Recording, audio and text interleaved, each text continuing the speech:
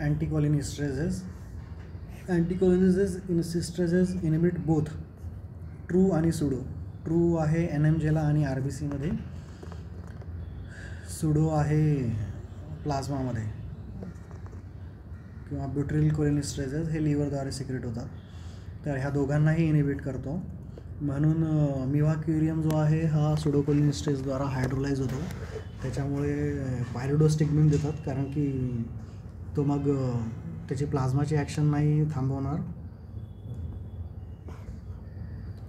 त्याची प्लाझ्मातली ॲक्शन नाही थांबवणार आणि NMJला तो ऑगमेंट करेल. तर इड्रोफोनियम जो आहे हा मिव्हाक्युरियमसोबत देतात, कारण की निओस्टिग्मिन प्लाझ्मा कोलिनिस्ट्रेजला इनिबिट करतो. याचा इड्रोचा फार कमी इफेक्ट आहे सुडोकोलिनिस्ट्रेजेसवर. बाय डेफिनेशन ते दोघी एन्झाईम इनिबिट होतात, परंतु इड्रोफोनियम कमी करतो, कमी इफेक्ट आहे प्लाझ्मा कोलिनिस्ट्रेजेसवर. तर ब्युट्रिल आहे liver, skin, kidney, brain, plasma, म्हणून त्याला प्लाझ्मा कोलिनिस्ट्रेज म्हटलं आहे. ईस्टर जे काही आहेत, सक्सिनिल कोलिन हा आहे सक्सिनिक ॲसिडचा ईस्टर आहे, मिव्हाक्युरियम आहे आणि ईस्टर एले आहेत कोकेनचे सर्व गँग. कोकेन त्याचा टिपिकल आहे की ईस्टर असून पण तो हेपॅटिक त्याचं डिग्रेडेशन आहे. तर रिव्हर्सलसाठी वापरतात, नंतर इंट्राथिकल किंवा एपिड्युरल ॲनाल्जेसिससाठी वापरतात. 2 युसेज आहेत. मायासिनिया ग्रेव्हिसमध्ये ॲसिटाइलकोलिन वाढवण्यासाठी, अल्झायमर्समध्ये, पार्किन्सन्समध्ये, नंतर पॅरालायटिक एरियसमध्ये वापरतात, कारण की ॲसिटाइलकोलिन वाढलं तर मोशन होईल. कॉन्ट्राइंडिकेशन आहे त्याच्यामुळे ऑब्स्ट्रक्शन पेरिटोनायटिसमध्ये, कारण की ते मूवमेंट वाढवतील. आणि वायबिलिटी जिथे क्वेश्चनमध्ये आहे तिथे विनाकारण स्टिम्युलेट नका करू. ग्लॉकोमामध्ये इफेक्ट आहे त्याचा, मेट्रियासिस आणि हे करतो. कुठे गेला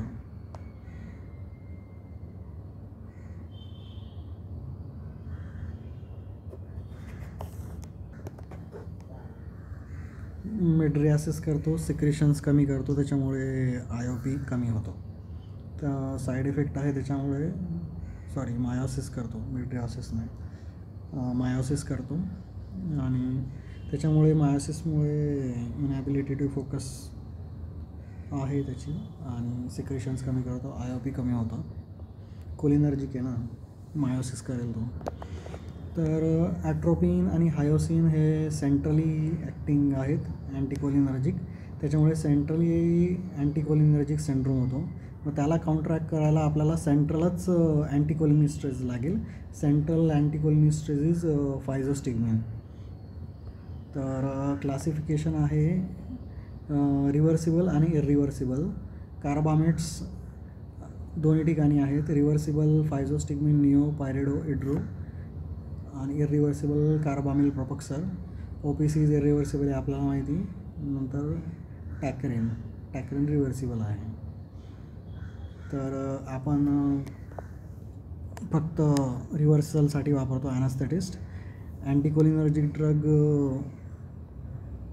ॲट्रोपिन ॲक्च्युली मिसनोमर आहे, तो अँटीमस्कॅरेनिक आहे फक्त.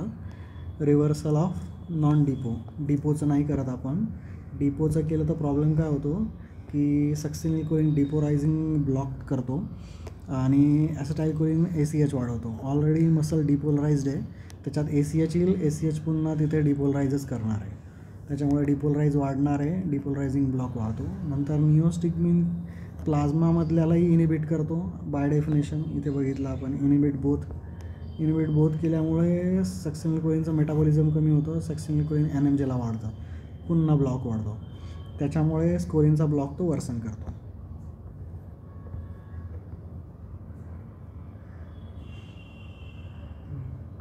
तर डायग्राम चांगला दिला आहे याने. निकोटिनिक मस्कॅरेनिक रिसेप्टर, इथे न्यूरोमस्क्युलिक ब्लॉकिंग एजंट D-ट्युबोक्लोराइन, इथे ॲट्रोपिन देतो आपण, कॉम्पिटेटिव्ह ॲगॉनिस्ट ॲट्रोपिन. ठीक आहे, ही डायग्राम चांगली आहे. कॉम्पिटेटिव्ह आहे, ब्लॉक्ड बाय अँटीकोलिनिस्ट्रेजेस, तर त्याच्यामुळे ॲसिटाइलकोलिन वाढेल. तर याच्यात रिव्हर्सल होण्याकरता स्पॉन्टॅनियस रिकव्हरी आधी झाली पाहिजे, कारण की तो डीप ब्लॉकला तो रिव्हर्स नाही करत. म्हणजे डीप ब्लॉक प्रोफाइंड ब्लॉक असेल तर नाही द्यायचं. क्लिनिकल क्रायटेरिया आहे टॉफ काउंट 4 असला पाहिजे आणि रेशिओ 0.4पर्यंत असेल तर आपण 70 देतो आणि जर रेशो 0.4 to 0.9 आहे तर 30 देतो. म्हणजे 70 आणि 30 असे 2 विभाजन केलं आहे त्याने. आपण युजली क्लिनिकली 50 वापरतो, निओस्टिग्मिन 70, तर 7-7 मॅक्सिमम डोस 5. त्याच्यावर देऊन काही उपयोग होत नाही कारण की त्याला कम्प्लिटली इनिबिट झालेलं असतं कोलिनेस्ट्रेज, तर त्याच्यामुळे त्याच्यावर देऊन काही उपयोग नाही. मॅक्सिमम डोस आहे.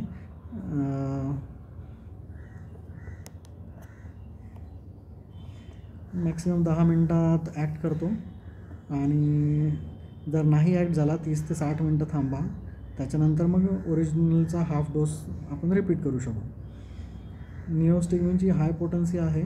एड्रोफोनियम त्यामानाने हाय नाही आहे, प्लाझ्मावाल्याना इनिबिट नाही करत, म्हणून तो मिवाच्या याला वापरतात. आपल्याला माहिती आहे मिवा, स्कोलिन आणि ईस्टर जे आहेत त्यांच्यासाठी ते प्लाझ्मा कोलिनेस्ट्रेजने डिग्रेड होतात. नंतर मग ॲसिटाइल कोलिन वाढेल तर ते सर्वच ठिकाणी वाढेल. मग आपल्याला त्याची मस्कॅरेनिक ॲक्शन नको आहे म्हणून आपण अँटी मस्कॅरेनिक देतो. निओस्टिग्मिन तसाही ब्लड ब्रेन बॅरियर क्रॉस करत नाही. तुम्हाला सेंट्रल मस्कॅरेनिक द्यायची गरज नाही, तुम्हाला फक्त पेरिफेरल द्यायची आहे. तर तुम्ही ग्लायकोने पण तुमचं काम होते. ॲट्रो देऊ शकता. ॲट्रो आपण बच्चूमध्ये देतो, त्यांच्यामध्ये वॅगल्टोन जास्त आहे तर रिव्हर्सलसाठी. पण अँटीकोलिनर्जिकची ॲक्शन आधी यायला पाहिजे मस्कॅरेनिकची, कारण की नंतर अँटीकोलिनरेस्टने कोलिन वाढवल्यानंतर मग ब्रॅडिकार्डिया होईल, म्हणून त्याची ॲक्शन आधी यायला हवी. इड्रोफोनियम फास्टर आहे तर तो ॲट्रोपिनसोबत आपण कंबाईन करू शकतो. आपण बघितलं इथं मिवासाठी पण आहे, तर मिवासाठी इड्रो प्लस ॲट्रोपिन आहे. निओचा ग्लायकोसोबत तर टायमिंग मॅच होतो, पण तरी पिडियाट्रिकमध्ये देतो आपण. ग्लायको काय फास्ट शॉर्ट आणि फास्ट ॲक्टिंग आहे, तर पहिल्यांदा मग टॅकी होईल, मग नंतर निओस्टिग्मिनमुळे कोलिन वाढल्यामुळे मग नंतर ब्रॅडी होईल. म्हणजे इनिशियल टॅकी होईल, नंतर ब्रॅडी होईल. तर टॉफ काउंट 0.9 आला की मग आपण एक्स्ट्युबेट करू शकतो. काही लोक पोटेन्शिएट करतात न्यूरोमस्क्युलर ब्लॉक. तर अँटीबायोटिक्समध्ये आहे अमायनोग्लायकोसाइड्स, क्लिंडामायसिन, सायक्लोस्पोरिन. सेफॅलोस्पोरिनचा काही इफेक्ट नाही आहे. नंतर मॅग्नेशियम आहे, लिथियम आहे, LA आपण बघितलं. ओपॉइड आणि वोलाटाईल ॲनेस्थेटिस्ट डेप्थ वाढवतात. CCB तर कॅल्शियम वाढवून करतात. पेशंट रिलेटेड एजेड पेशंट असेल तर त्यांची सेन्सिटिव्हिटी जास्त असेल, वेट जास्त असेल तर ड्रग कमी पडेल. किडनी लिव्हर डिस्फंक्शन असेल तर मेटाबॉलिझम कमी होईल NMDAचं. Electrolyte abnormality will affect NMJ. हायपोथर्मियामध्ये मेटाबॉलिझम कमी होतं आणि मसल्सच्या इथे पण ब्लॉक डेप्थ वाढते. ड्युरेशन जर जास्त असेल NDMRचं तर. नंतर इंडिव्हिज्युअल कंपॅरिझन हे सर्वच क्वार्टरनरी आहेत. फक्त फायसोस्टिग्मिन जो आहे तो क्रॉस करतो, बाकी हे तिघं क्रॉस करत नाहीत. याचं कोणासोबत कॉम्बिनेशन दिलेलं नाही आहे. 5 to 10 मिनिट्स लागतात कमीत कमी ॲक्ट करायला आणि 2 तास चालतो निओस्टिग्मिन अराऊंड. तर तरीही आपण रिव्हर्सल दिलेलं असेल तरी आपण मग हाय डोस देऊन पुन्हा ब्लॉक करू शकतो. असं नाही की न्यूरोमस्क्युलर जंक्शन आपण ब्लॉक नाही करू शकत.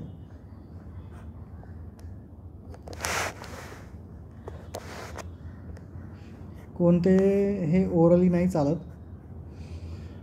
हा कोव्हॅलंट बॉन्ड बनवतो निओस्टिग्मिन. रिव्हर्सिबल आहे कार्बामेटेड एन्झाईम, पण तो थोडा वेळ घेतो मग त्याच्यामुळे रिव्हर्सलसाठी. एड्रोफोनियम कार्बामिल ग्रुप नाही आहे, फक्त इलेक्ट्रोस्टॅटिक चार्ज आहे, त्याच्यामुळे शॉर्ट लिव्ड आहे ॲक्शन. खरंच त्याची शॉर्ट लिव्ड आहे, रिव्हर्सिबल आहे.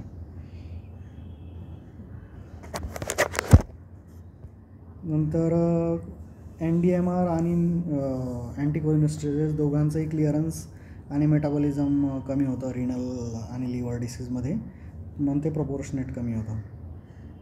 Equally प्रोलॉंग्ड in renal failure. तर फार्मॅकोडायनॅमिकली अँटीकोलिनेस्टेरेज आर कोलिनर्जिक, तर पोस्ट गँग्लियनिक त्यांच्या ॲक्शन्स होतात. CNS क्रॉस करत असेल तर CVSमध्ये ब्रॅडी म्हणजे वॅगल इफेक्ट्स होतील.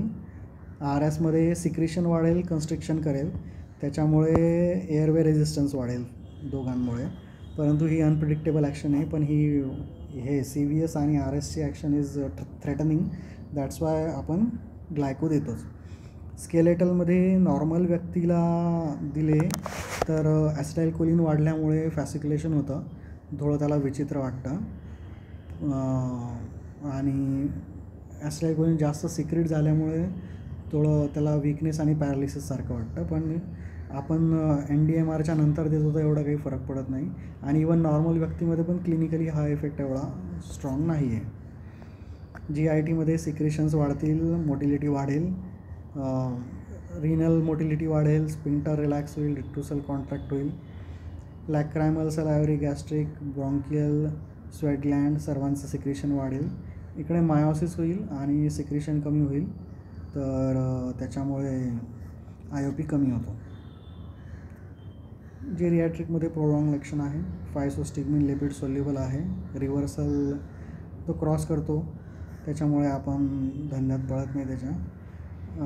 सेंट्रल अँटीकोलिनर्जिक सिंड्रोमसाठी चांगला आहे हा. बेन्झोडायझेपिन्स किंवा व्होलॅटाईल एजंट्सला रिव्हर्स करायला वापरू शकतो. आणि पोस्ट ऑपरेटिव्ह शिवरिंगसाठी पण लिहिलेलं आहे. बापरे, हा स्वतः प्लाझ्मा इस्ट्रेझेसद्वारा डिग्रेड होतो.